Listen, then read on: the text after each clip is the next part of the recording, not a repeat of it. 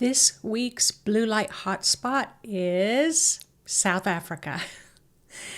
South Africa, I've been wondering if it was going to come to the surface anytime, and it seemed like it's a little kind of quiet and in the background. But wow, this week, South Africa really pressed me hard, came highly to the surface, and said, now it's time to talk about South Africa. So let me start first with my own journey to South Africa, which was in 2003. I had sold everything that I owned.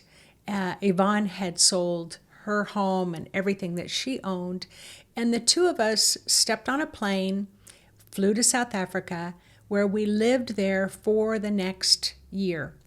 And for the majority of that year, we lived in a cultural Zulu homestead that in a hut that had no running water, no toilet, and even our friends there in South Africa said we didn't even think that you would make it past 3 months, which we did. We thoroughly loved it, but wow, was it a totally different culture than anything that we were used to here in our Western minds, but we were fully embraced by all the people there. So I'm going to go ahead and give you a little bit more detail, and then we're going to go right to the oldest, most ancient part of South Africa. So if you are new to my channel, I am Nancy Rebecca. I am a registered nurse. I've worked as a psychic healer for 30 years now. I've traveled all over the world teaching intuitive psychic development. I've also traveled around offering my healing and divination abilities. And so here we are today. So welcome to my channel, and I hope that you enjoy everything that I offer. So it was in probably the year 2000, 2001, the ancestors, like a room full of spirits and guides, and anyway, they came into the room where I was and said, you need to sell everything and become portable. That's a whole story in itself, but it took me about 3 years, so 2003, before I had really been able to diverse myself of my house and all my worldly belongings, and went on a plane and moved to South Africa. So where I was guided to go, we had a couple of friends in Pietermaritzburg. So hello to everyone in Pietermaritzburg. That is where we lived. We lived right on Albert Falls Dam, for anybody who wants to know specifically where we were, at a place, a cultural village called Ikapazini. All right, now, one of the things that I know about myself and I know about spirit is everywhere that I go, there's a reason for it. Everywhere that I land, there is a specific reason for why I'm there. Just like I was in Arkansas recently. I ended up in Cabot, Arkansas. I didn't know why I was staying a few days in Cabot, Arkansas. Then my mother flies in and she goes, oh, by the way, your grandfather was born here. So that's the type of things that will happen. If I follow spirit, spirit's going to lead me to where I'm supposed to be. So I was like, all right. So not Johannesburg, not Durban, not Cape Town, not any of those huge cities in South Africa, but in Pietermaritzburg. Well, eventually I learned this that you might find really fascinating, that in the year let me get my notes here, 1893, Gandhi, have you ever heard of Gandhi? So Gandhi was arrested on a train in Pietermaritzburg in 1893. Now, in 1962, there was another person that you may be very familiar with, who's really been an enormous icon in our history, was Nelson Mandela. Nelson Mandela was arrested in Pietermaritzburg in 1962. And did you know that both of those incredible humans were both attorneys, highly educated? And you can go look it up and read about all the reasons why they were there and how those were significant turning points in their life. I will also tell you there are also other famous people that happen to be thrown in jail in Pietermaritzburg. Now, Pietermaritzburg is known for many beautiful things, but why was that area in South Africa, that one place in the entire world, why was it so significant where there were life-changing moments that accelerated very rapidly the thought process, the way of thinking in the world? And they both really influenced us in their non-violent ways of teaching us and sharing with us. So when I realized that, wow, that's pretty significant, then I knew that Yvonne and I were probably also there for a significant reason. We met wonderful people. There are many Sangomas in the area who are the traditional healers. We got to work in hospitals. We got to work in other groups. And so, yeah, it was a really significant moment in time for us in 2003. And since that time, I have probably gone back to visit about 12 times.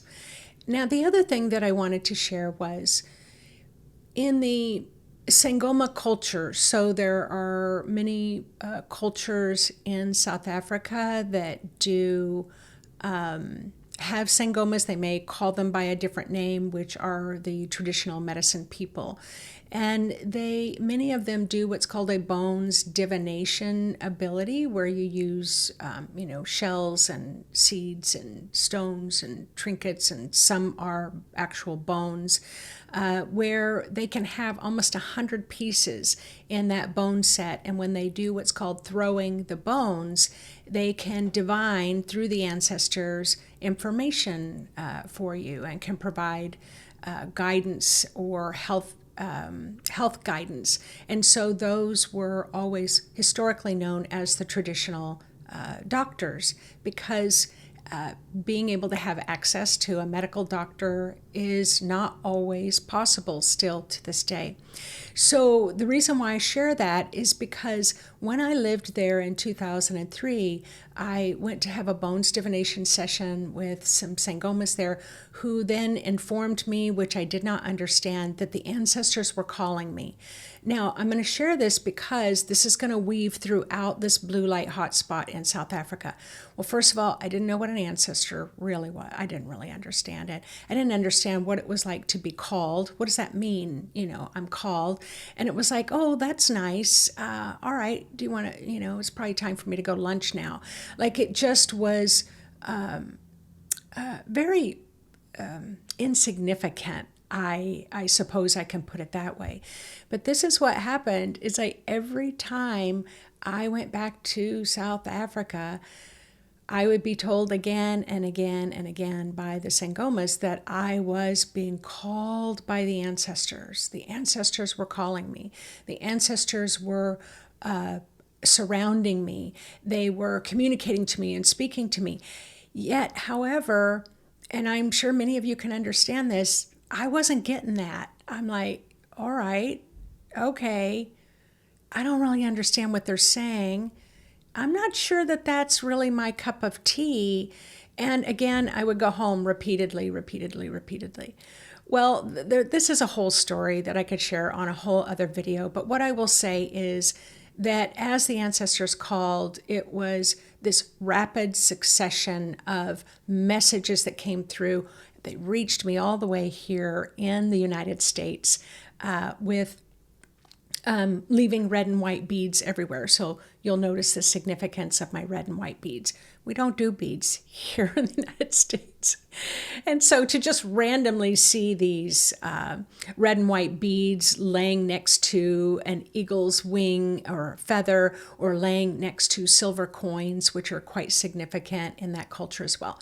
So just to let you know, after 8 years of struggle and debate and attempting to understand, I finally did fly back to South Africa in 2013, so it's been 11 years now, and I did go through the initiation, graduation, and study, and became a diviner, a medicine person. And what did that ultimately do for me that was already a healer, already a psychic? What it did for me was it really helped ground me into the ancientness of humanity, of the ancestors. So again, I could talk about that a lot, but I really want to talk about why is the blue beings of light really ancient star beings, and not just the Syrians. There are many ancient star beings that have been visiting South Africa for a very long time. So let's just kind of jump into it. So you've heard me, for those of you who've been following the Blue Light Hotspot, what you may know, and if you're new to this, what you may not know, is that the spirit realm never talks about current situations. So an example I might give is, yes, there is war, there is fighting in Ukraine and in Israel and in the Gaza area, and other places in the world. But the star beings and the ancient ones and the ancient ancestors are saying, go deeper, go deeper, go deeper, go deeper. And we are going to go really deep on this blue light hotspot in South Africa. So the primary words that came through when I first went to tune into the frequency of South Africa, the words I heard was weavers of culture. And so many of these ancient beings were coming through and saying this area is the weavers of culture. So we'll start there. And so then I went to feel into what that frequency was like. If we go beyond the Mandela, beyond Gandhi, and we go further and further and further, I tuned into the frequency, and this is how it went. It was like nothing. And I just kept hearing, go deeper, go deeper. It's nothing. I'm feeling nothing. I'm picking up nothing.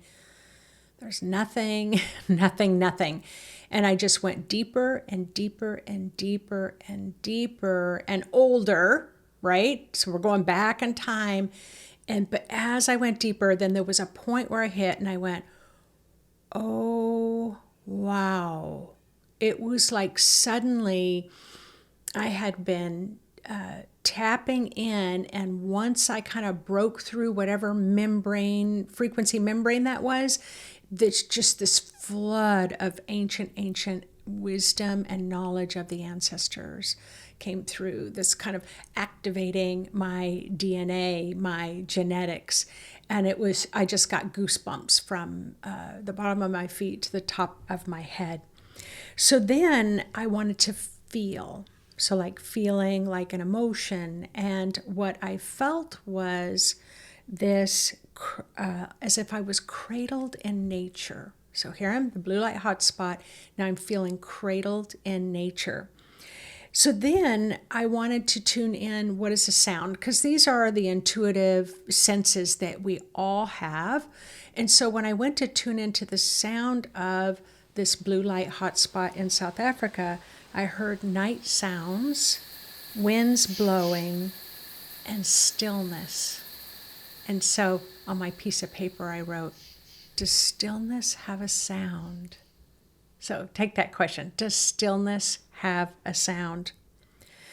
And then suddenly in my sight, I tuned into my sight and I was like, what do I see? And next thing I know, there is this enormous golden being. Its head was a little bit bigger than my head, but pressed nose to nose with me, like just touching my nose and looking deeply into my eyes. And then it said, when are you coming home? I was like, okay. So it's been about 5 years since I've been back to South Africa. And that was the first question this ancient incredibly bright being of light said, "When are you coming home?"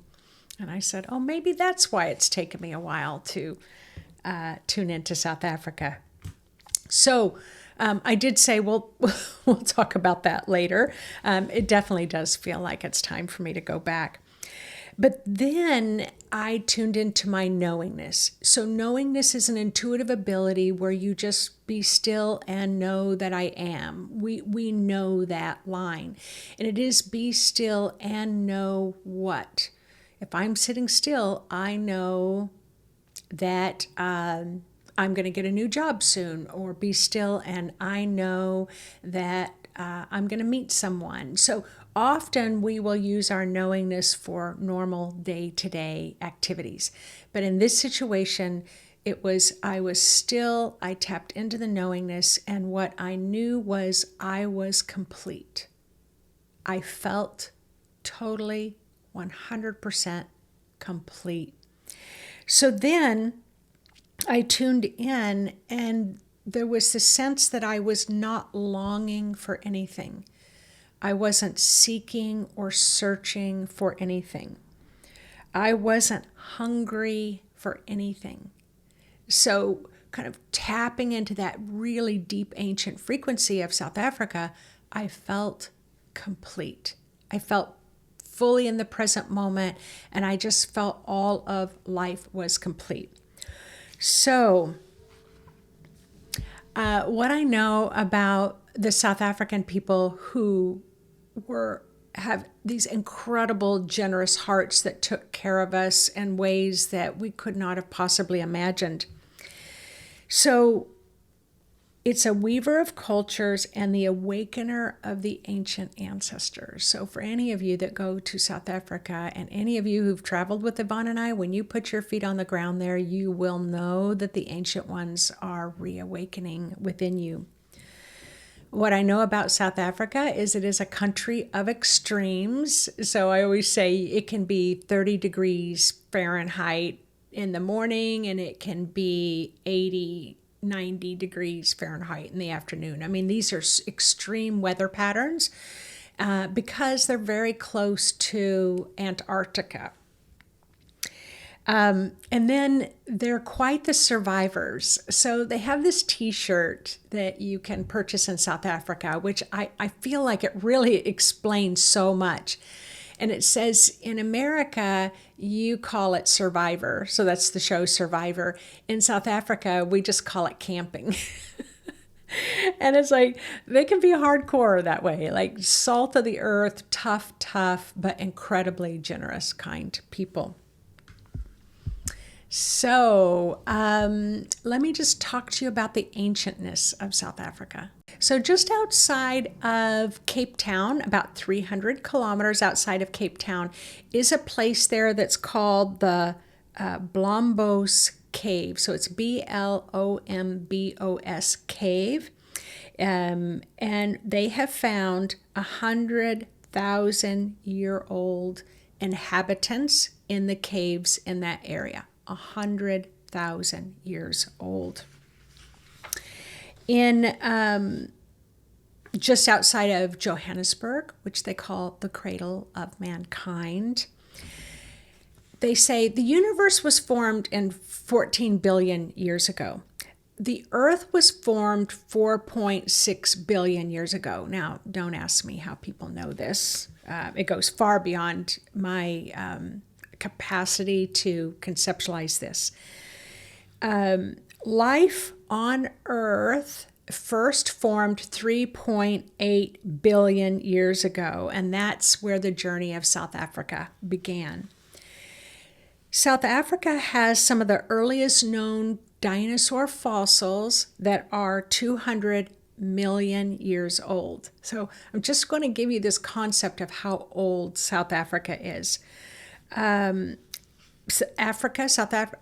is the birthplace of humankind. South Africa is not the only country in the African continent that has ancient skeletons and bones, because in Ethiopia they have the skeletal remains of Lucy, who was like maybe a teenager at the time of her death, a female teenager. And I think she was, what did I write? Lucy was 3.2 million years old. Can you imagine? So we're going somewhere with this. And then the ancestors of modern humans emerged about what they say about 7 million years ago. There have been very significant fossils found in the cradle of humankind in the World Heritage Site that's just about 30 miles outside of Johannesburg. Many of these were only discovered in 1999. Like, I just want to say how significant this is because there is so much that has not been uncovered in South Africa. The first stone tools were 2.6 million years ago. They started working with fire over 1 million years ago. Let's see. Africa ignited humankind's imagination with some of the oldest rock art, rock paintings of its kind in all of the world. And that all of humanity shares the same African DNA. And from what the scientists have studied, that they can find in our genetic codes, our DNA codes, that we all come from one single woman who comes from apparently this area. So I really wanted to give you an idea, or the ancestors did, or the spiritual guidance came through to say just how old human civilizations have been existing for in South Africa. And so again, the sound that I heard, the words that I heard was the weavers of culture and the activators of our ancient ancestral DNA. So the ancient Sands people exist in the Kalahari Desert.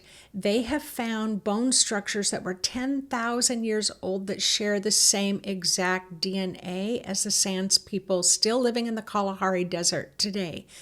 I mean, that's like pure, uncut, undivided DNA, genetics with their ancestors from 10,000 years ago. Yeah, here in the West, here in the United States, we are a blend. We have a pool of DNA that goes in many, many directions. But can you imagine to have a DNA connection with your ancient ancestors that are so pure?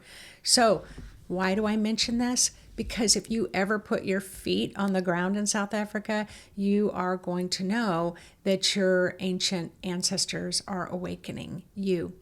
And I've talked to a lot of people who say it's kind of on their bucket list. They've always wanted to go to South Africa. And why is that? Well, that's what that calling means, like this distant whisper that you can hear. It's like, come, just like that golden being that just said, when are you coming home? And I heard that when my feet first landed in South Africa. I heard a voice say, you are home. And yet, in my Western culture, I'm the furthest away from considering that a home as anybody here that lives in the United States. In South Africa alone, in the country on the African continent, there is cave art, and it is theorized that there are over 30,000 caves across South Africa that hold rock art, rock paintings, and many of those have yet to be discovered. It is also estimated that there are over 1 million significant, what's the word I want to use? Individual images of paintings. 1 million individual paintings. And my friend told me that he used to hike up into the Drakensberg Mountains, and he would hike way up and he would find and discover these caves that no human had ever been in before, and then would find these ancient paintings. But he was not, allowed to say where they were located because there are many beliefs to just kind of let those caves remain where they are, not being disturbed. So there's a lot yet to be discovered in South Africa. In the Drakensberg Mountains near Champagne Castle, I have been told by many, many people there that there is an ancient starship landing site. And those who have shared the starship landing site and where it's located, what they're saying is that it's not accessible by just hiking there. It isn't like you can just walk there. I'm not quite sure how it was discovered, but it's kind of commonplace amongst a lot of people in South Africa. About the star people and the starships that landed and still to this day can be seen. But when I lived there in South Africa, that was just kind of like not my thing, so I didn't pay much attention to it.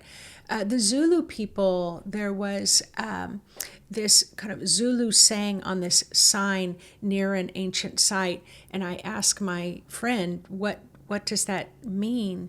And it talks about the Zulu being the people from the stars, that they know that they're from the stars. And this is not uncommon amongst indigenous peoples, is that they know that they have their ancient ancestors that come from other areas in the universe.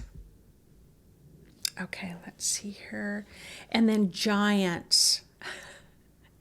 I had an indigenous medicine man, dear friend, fly over to stay with us in South Africa. And as the plane was flying overhead, he said, "What was that giant?" when he landed. "What was that giant swiping at my airplane?" And I just had to laugh because I was just like, I don't even know what he's talking about. But he was like, this huge giant was coming up out of the mountains. And I said, well, there is a place there. It's called the Giant's Castle. But there is a footprint that is known to be a footprint of a giant, an ancient giant that would have been about 23 or 24 feet tall. So as crazy as that sounds, they have a footprint. Now, so for you intuitive archaeologists, I did do a little background search, and you definitely have some controversy where some people say, oh, it's just the shape of the way that the rocks were formed. But I invite you to go look it up so that you can determine for yourself. Okay, so let's see. And the giant was from Mpumalanga. And again, like I said, you can look it up. Now, I was just in Arkansas here in the United States, and they are also known for having giants. So you can also go look up giants in Arkansas as well. So now I'm going to move into when I'm talking about the blue light hotspot. So the blue light is very much a part of our Earth. The more I start to learn about the blue light frequency, which is the revealer of truth, what has been hidden will be revealed. We will be awakened to truth, and justice will be served. And so as I tune into the blue in South Africa, there's definitely certain parts that are a darker blue than others, but it's almost like the entire country is blue. And it's almost like there's this deep, like gems, blue crystals, blue stones that are deep in the earth there that seem to be reflecting back up to the surface of the land, this blue light. I do keep hearing it is accelerating consciousness in that area. It's also the ancient ones are blending with that acceleration to help awaken your own personal ancient ancestors. Of where you share your own DNA, even if you live in Alaska or you live in Mexico or you live in Russia or China or Poland. Like, it doesn't matter. It really looks like the blue and the ancient ancestors are amplifying this frequency to help awaken you to your own ancient divine wisdom and knowledge. But I wanted to mention probably one of the areas there that really excites me the most. And twice I've gone back to South Africa, and I really wanted to visit this area. I wasn't able to. And then the second time, I really added about 5 extra days to my calendar because I was determined that I was going to visit this place. It's really noisy out there in the world right now. It's getting very activated around me. All right, it is called and described and theorized to be the world's oldest man-made calendar in the world. And it's called Adam's Calendar. And there are books written about it. It's been photographed. And it was only discovered in 2003. 2003 by a pilot that was flying overhead. So the 75,000-year-old, it's called Adam's Calendar, is probably the world's oldest man-made structure. It's also known as African Stonehenge, although it is much older than the pyramids, much older than Stonehenge. It is also located outside of Mpumalanga, South Africa, very near where that big giant's footprint is located. I already said it was 75,000 years old, making it the oldest man-made structure on the earth. But this is what is super cool about Adam's Calendar. And I know there's going to be a lot of you, even in South Africa, who have not been aware of this location and just how significant it is. So even though there are, it has numerous astronomical alignments to the site. So it isn't just the solstice, or it isn't just a different alignment like with Sirian, and Orion's belt. It has multiple points that measure time, and so that's why they call it a calendar. And it's the most intact megalithic stone calendar in the world, in sweet little South Africa. And my brother and sister-in-law were able to go and visit there, and they were the only ones there in the entire area. They hired a guide. And so here it is, such a significant site, but very few people know about it.